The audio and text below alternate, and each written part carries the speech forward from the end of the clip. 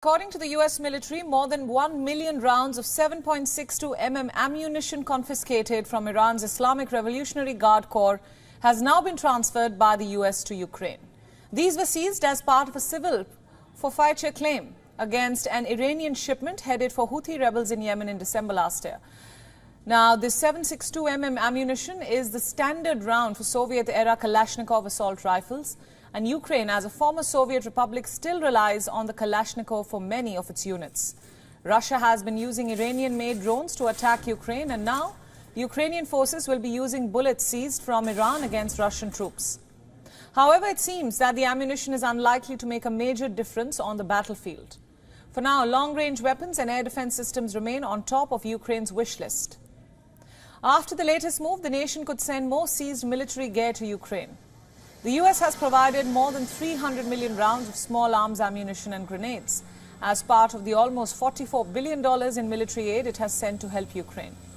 However, further U.S. funding for Ukraine's war was not included in a stopgap measure that prevented a government shutdown last weekend. Now, with the ouster of Republican House Speaker Kevin McCarthy, it is unclear whether the future leader will be able to generate enough support from the party's hardliners. They have opposed sending more money to Ukraine. Biden says that he's worried that Republican infighting in Congress could hurt Ukraine's aid.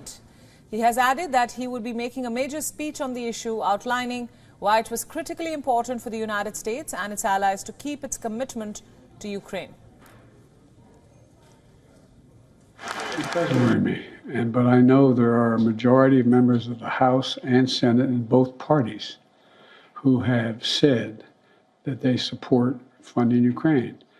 With your, I'm going to be announcing very shortly a major speech I'm going to make on this issue and why it's critically important for the United States and our allies that we keep our commitment.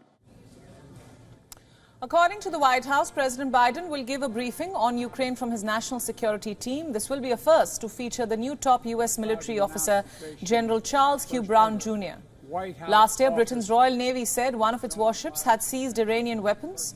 These include surface-to-air missiles and engines for cruise missiles from smugglers in international waters south of Iran.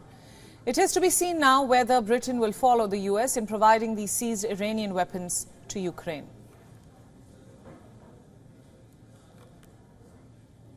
WION World is One is now available in your country. Download the app now and get all the news updates on the move.